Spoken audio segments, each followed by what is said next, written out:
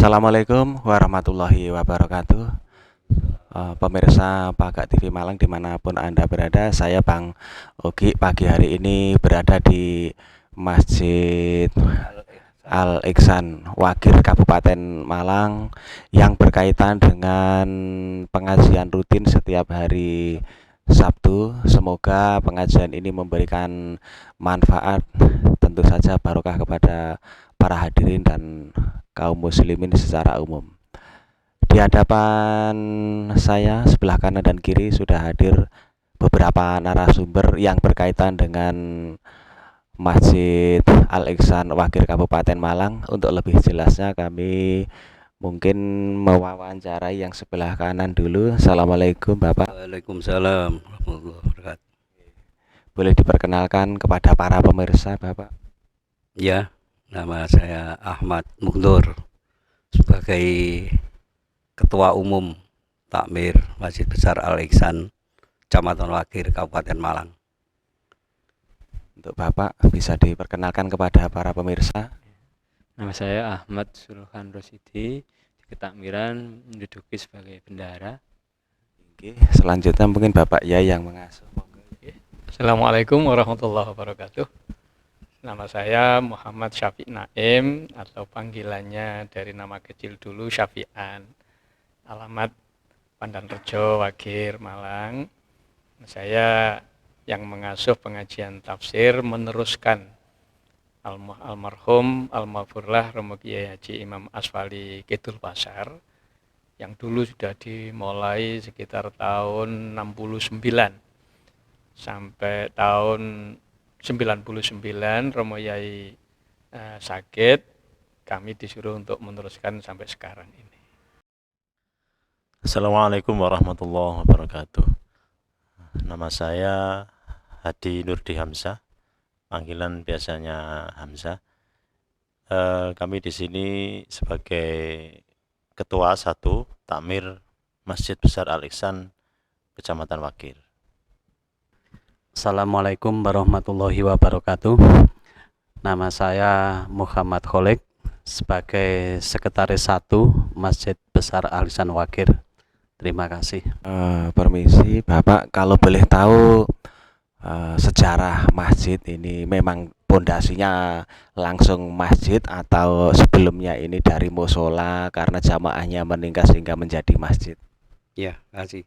Jadi Masjid Besar Al Ihsan ini memang semulanya itu adalah fondasinya itu sudah fondasi dalam bentuk masjid. Ya. Jadi didirikan sekitar tahun 1924. Ya. Jadi yang memaafkan daripada tanah ini yang sampai sekarang itu menjadi nama masjid ini yaitu Al Ihsan. Jadi yang mewakafkan itu namanya Yai Muhammad Ihsan.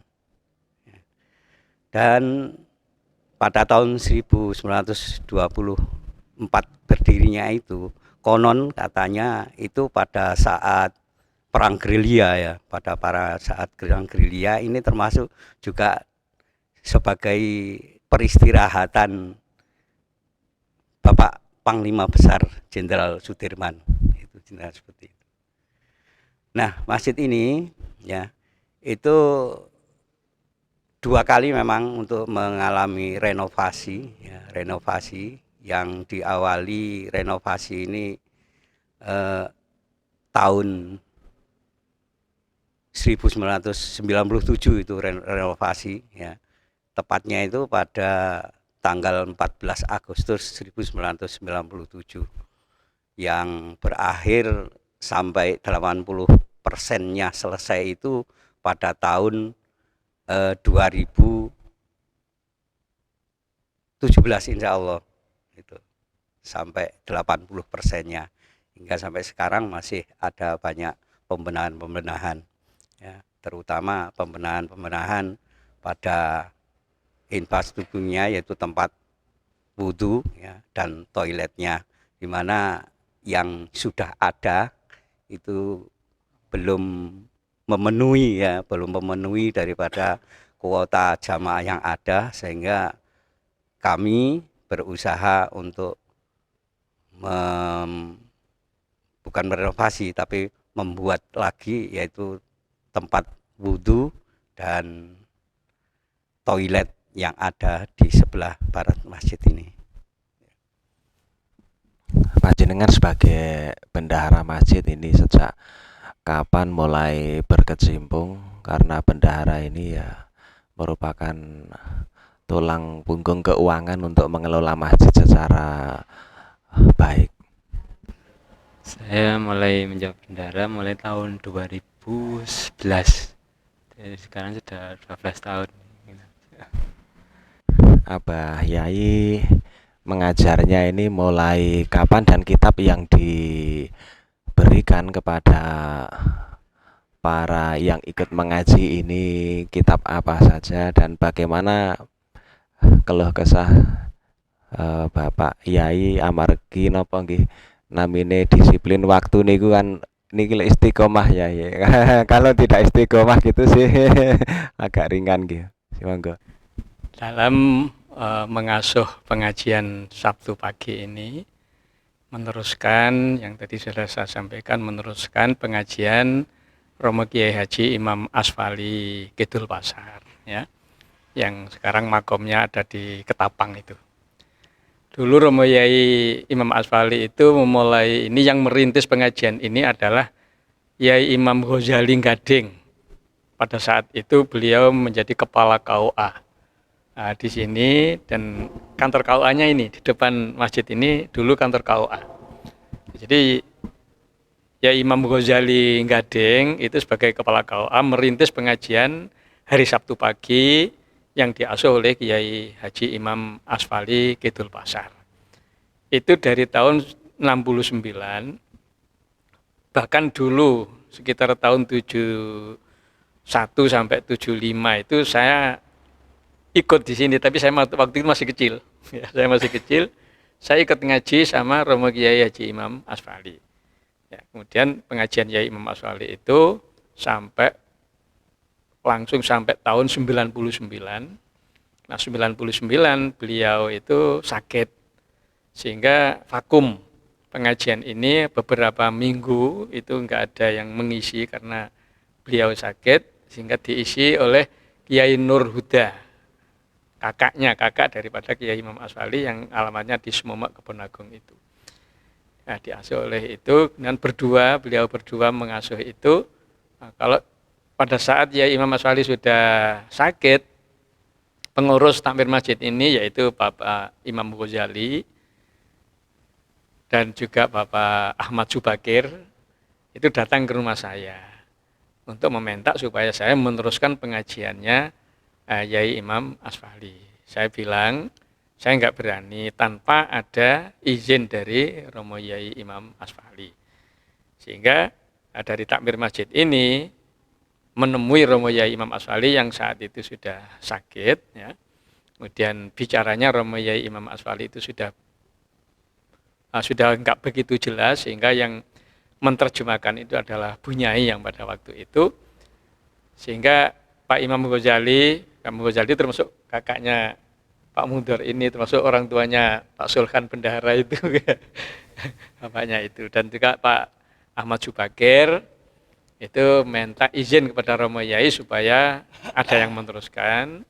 Nah, kebetulan ditunjukkan nama saya, Romo Yai Imam itu sudah tahu dengan saya, memang sebelumnya sudah kenal dengan saya, sehingga Romo Yai Imam itu merestui. Nggih pun nek sing terusaken kaji syafi'an nggih sae, monggo pun diterusaken. Akhirnya begitu mendapatkan izin dari Romo Yai, baru kula niku berani untuk meneruskan. Ya, jadi ini kan kedudukannya Romo Yai, sehingga saya nggak berani kok moro-moro ngelunggui. Ya, tempat duduknya Romo Yai tanpa direstui, tanpa diizinkan itu saya nggak berani.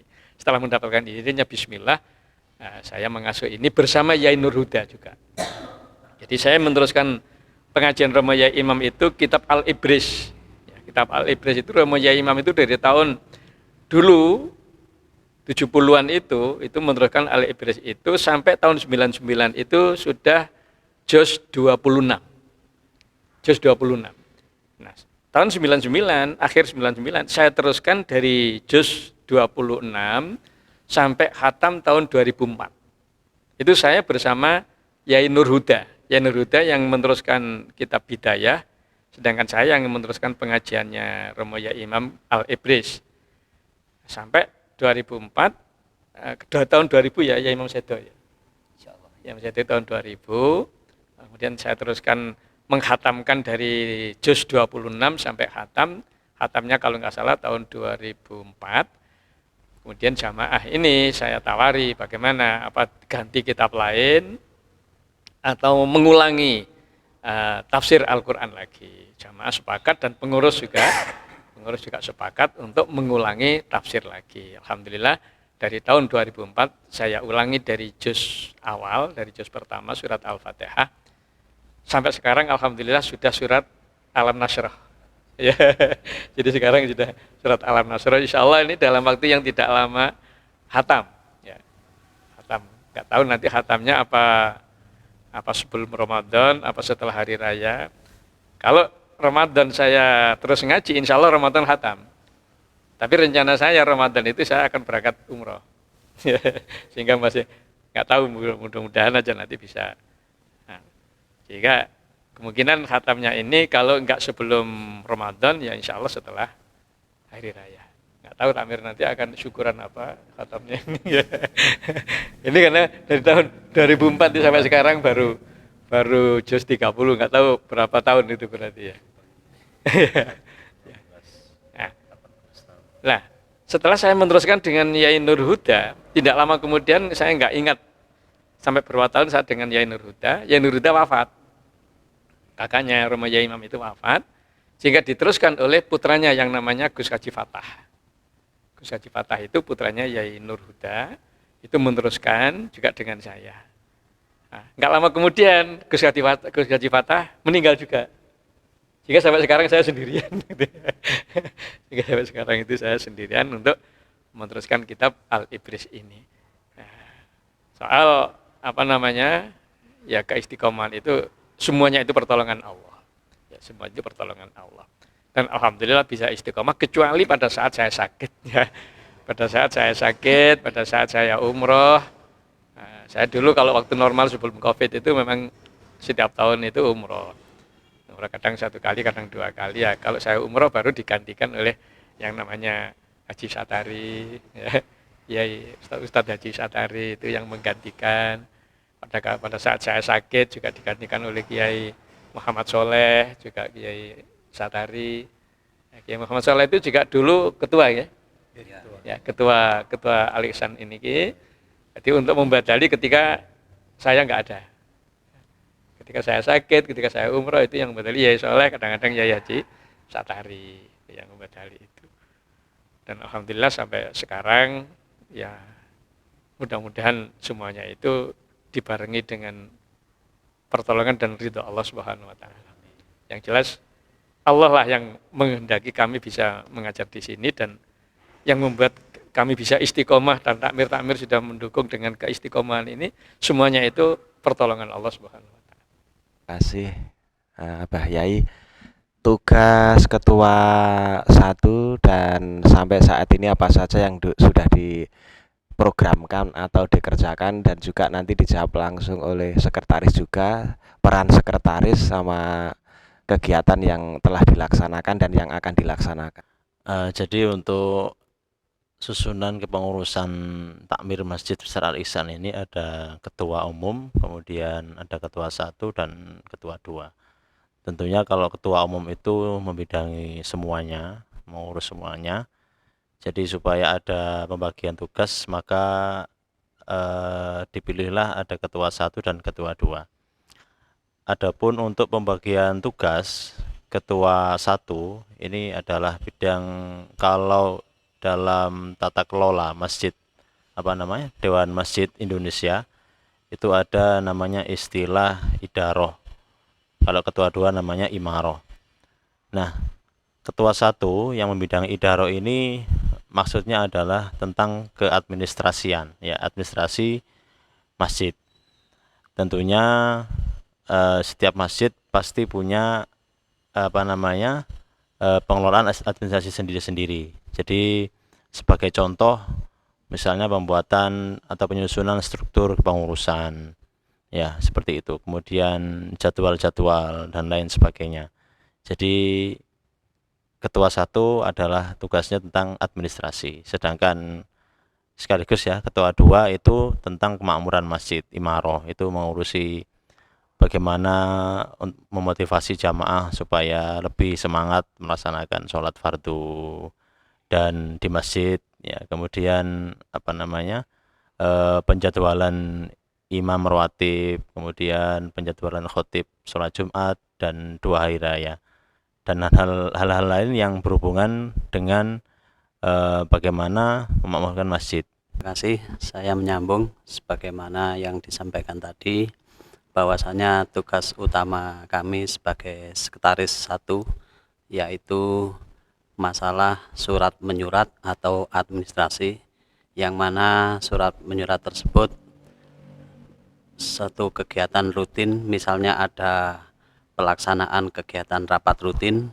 kami melaksanakan membuat tugas yaitu surat undangan. Begitu pula yang disampaikan ketua 1 tadi, masalah penjadwalan termasuk khotib 2 hari raya Idul Fitri dan Idul Adha, kami membuat surat pengajuan untuk imam dan khotib.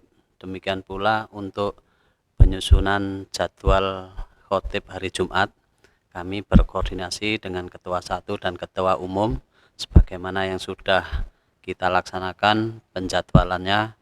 Kita sudah dijadwal, terus kita edarkan bersama-sama dengan anggota takmir yang lainnya. Peran bendahara dalam pengelolaan masjid ini sangat penting. Nah, ini pemasukan dana itu dari mana saja untuk mengembangkan masjid mulai awal sampai sekarang selama jenengan sebagai bendahara, dan ini sudah berapa persen? Karena saya lihat ini bangunannya sangat bagus ya, masjid di desa tapi sangat bagus ya, tidak desa lah, kecamatan ya, dekat dengan kecamatan ini. Terima kasih.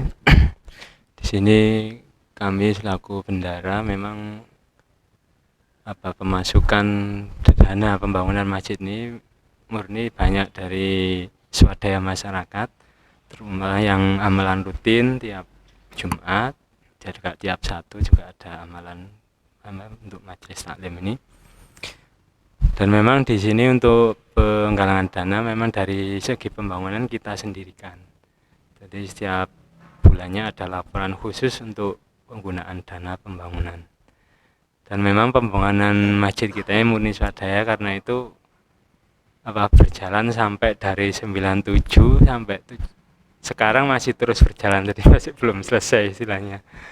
Jadi istilahnya pelan-pelan, tapi kita berusaha untuk tetap melaksanakan. Dan dari pemerintah mungkin dana hibah dari bupati mungkin tiap tahun ada sekitar 15 juta itu yang mesti masuk. Soalnya masjid kita ini termasuk masjid besar, jadi masjid tingkat kecamatan. Iya. Dan pembangunan ini memang secara besar, renovasi besar-besaran itu mulai 97 itu. Tadi yang sebelumnya ukurannya berapa itu? 12 ya. 12 18 jadi 14 20 ya. 18 persegi. Terus tahun kemarin itu juga ada penambahan lokasi di belakang, itu ada wakaf. Maksudnya wakaf dari swadaya masyarakat. Jadi kita tawarkan kaplingan itu wakaf itu. Alhamdulillah ini untuk parkir di belakang. Jadi masjid kita itu yang luas malah belakang, bukan depannya. Dan program kedepannya insya Allah ini kalau bisa nanti kita bisa tukar guling rumah yang di depan sama kantor KUA ini mau kalau bisa dihibahkan kita gunakan untuk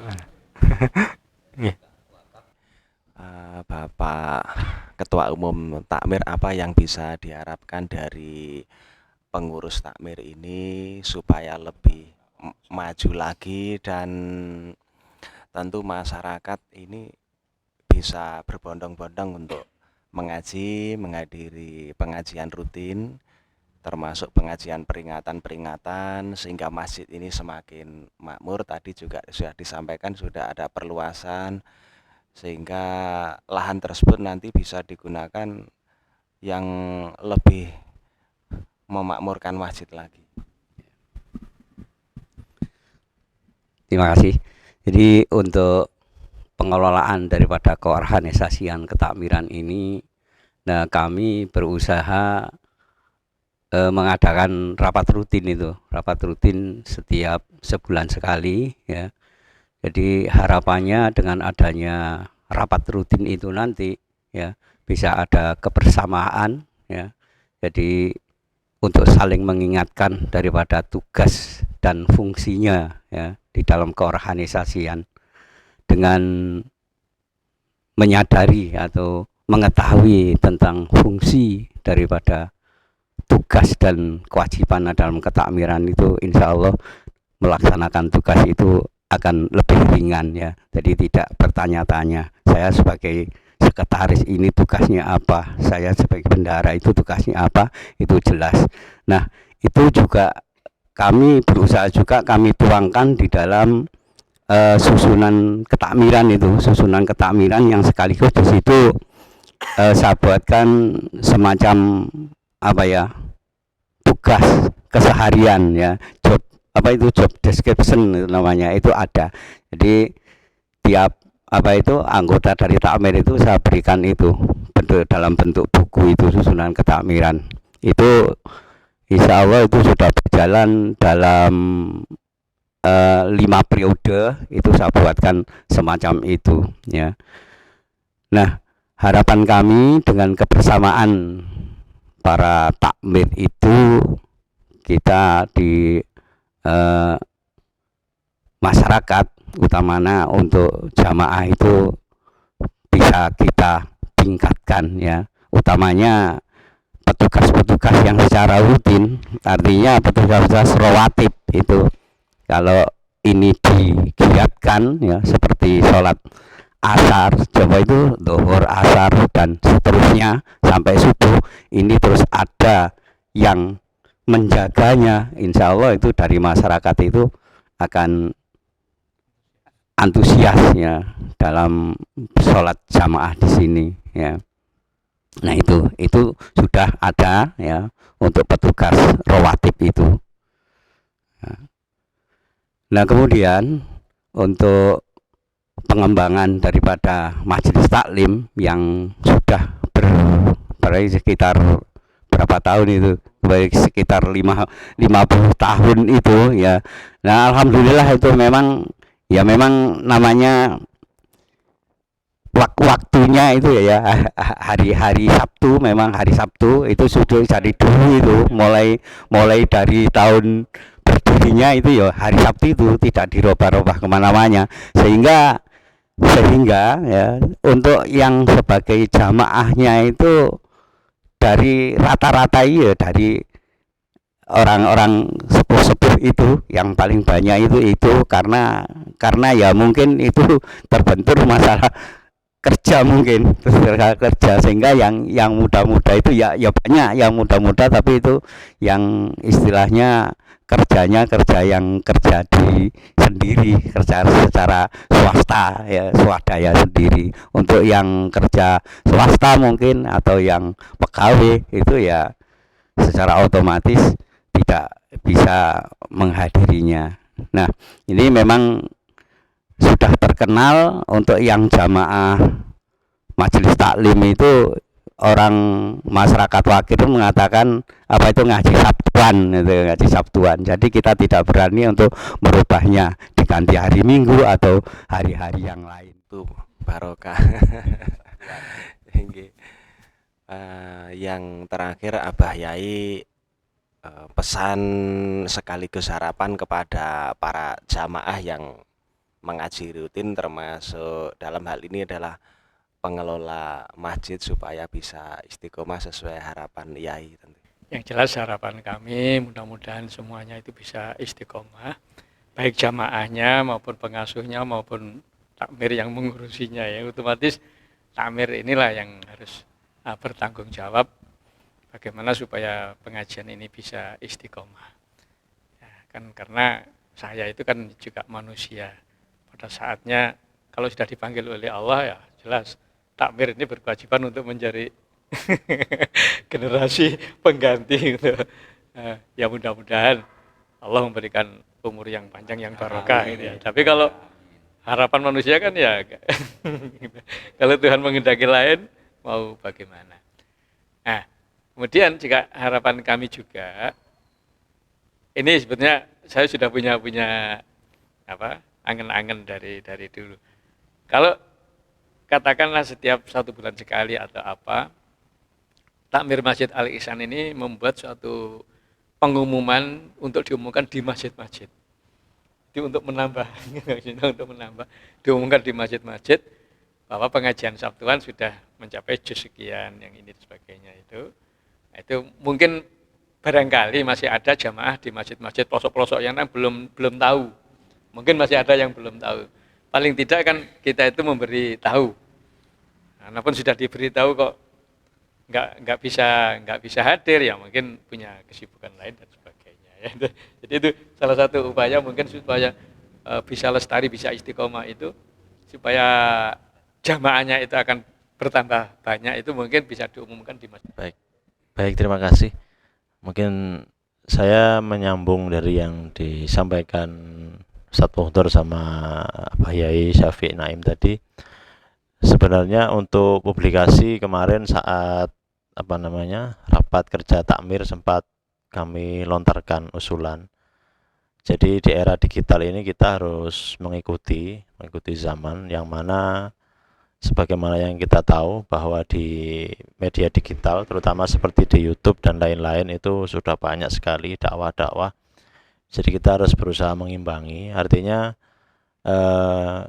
kami saya pribadi punya angan-angan nanti akan buat channel YouTube jadi khusus untuk pengajian Sabtu.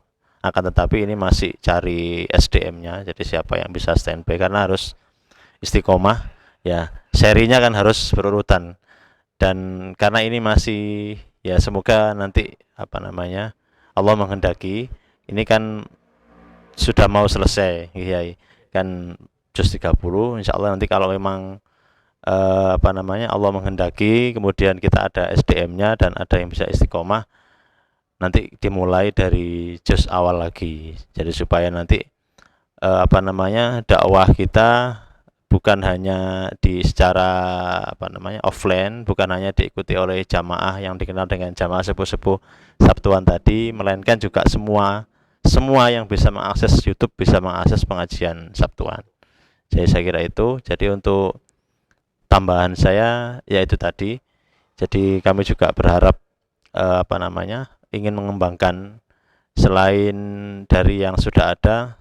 Jadi kita harus mengikuti era yang sekarang, maka kita harus ikut mewarnai. Siapa tahu yang kita kita siarkan itu bisa jadi jariah untuk bagi kita yang nanti juga yang meninggalkan dunia ini kan tidak mungkin seterusnya. Saya kira itu, terima kasih. Beberapa wejangan atau nasihat dan juga beberapa kalimat yang tentunya berkaitan dengan kemakmuran Masjid Al Ihsan Wagir Kabupaten Malang.